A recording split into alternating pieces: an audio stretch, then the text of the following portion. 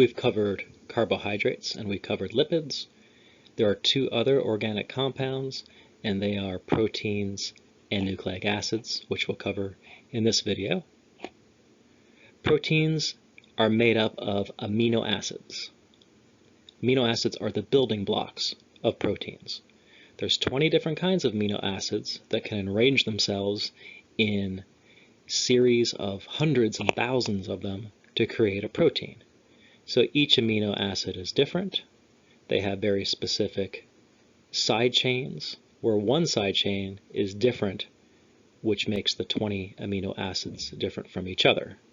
So when we connect one amino acid to another amino acid, that's called a dipeptide, and the bond is a peptide bond. But a protein will consist of hundreds and thousands of amino acids in a long chain. Proteins have a lot to do with your body's structure, but there's also functional proteins that have different jobs within the body. Here's the structure of a protein, and it consists of 4 levels. The first level, the primary structure, is simply the sequence of amino acids in the chain that produces the protein.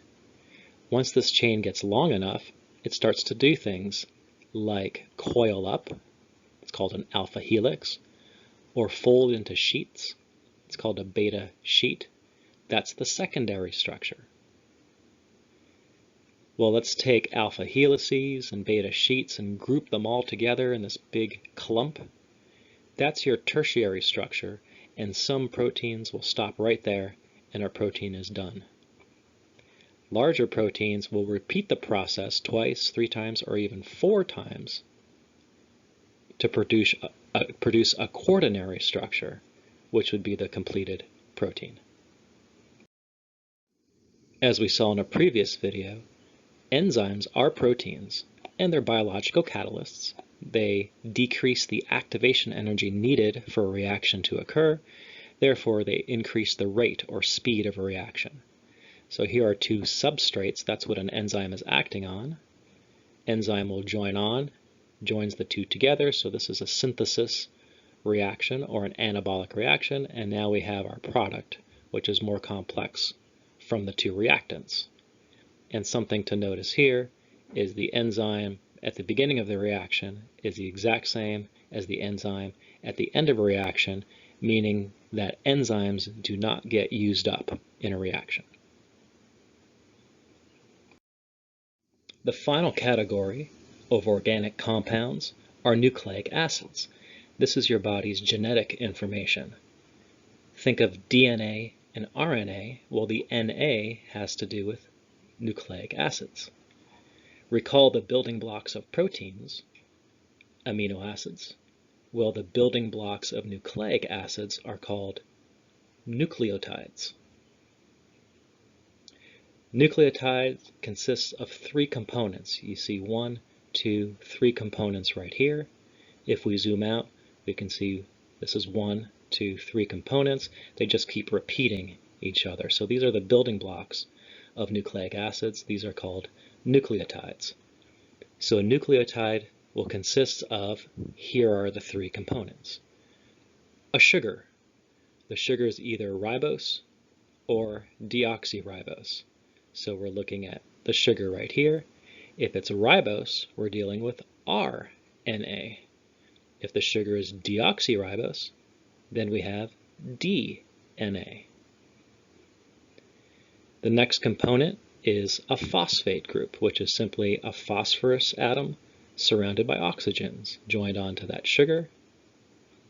And our third group will be one of 4 nitrogen bases: adenine, guanine, cytosine, or thymine. If you're an RNA, thymine will be uracil instead. So if we look at the nitrogen base here, this is one of these 4 nitrogen bases, A, G, C, or T. If we're in DNA, the T is thymine. If we're in RNA, we won't have T's, we'll have U's, called uracil. So DNA and RNA are genetic material. But what are the difference between DNA and RNA? Well, DNA uses deoxyribose as the sugar, so we get deoxyribonucleic acid, where RNA uses ribose as the sugar, so we get ribonucleic acid. So the difference between the two is the sugar that's used in the nucleotide. Another difference is DNA is double-stranded. You can see one nitrogen base here paired with another nitrogen base, where RNA is single-stranded. It's like we took this ladder and just kind of split it down the center. You'll notice in DNA that this red always pairs with the yellow and the blue always pairs with the green. That's because A always pairs with T, adenine and thymine. C always pairs with G, guanine and cytosine. That's going to be important in the next chapter when we're going to use that to create proteins. In RNA, you'll have not quite the same 4 nitrogen bases because there will not be any thymine. There will be uracil instead of thymine. I want to conclude this video by talking about ATP, adenosine triphosphate. This is the form of energy in our bodies. It's very similar to the nucleic acids, DNA, RNA, that we just saw. It's very similar to a nucleotide. It actually is a nucleotide, because remember what a nucleotide is? It's the building blocks of nucleic acids, which is made up of 3 parts. The sugar, well, in ATP, it's ribose, just like RNA. The phosphate group, which is phosphorus surrounded by oxygens, and then a nitrogen base. In ATP, it's adenine. So here we have a nitrogen base. The only difference, here we have a nucleotide. The only difference is we have 3 phosphates, triphosphates. So not only do we have 1 phosphate group, but there's 3 phosphates groups in ATP. So how does this produce energy? Well, we break this bond right here. So ATP becomes a DP, adenosine diphosphate, because we lose a phosphate group. When you break this bond, a lot of energy is released to perform different functions in the body.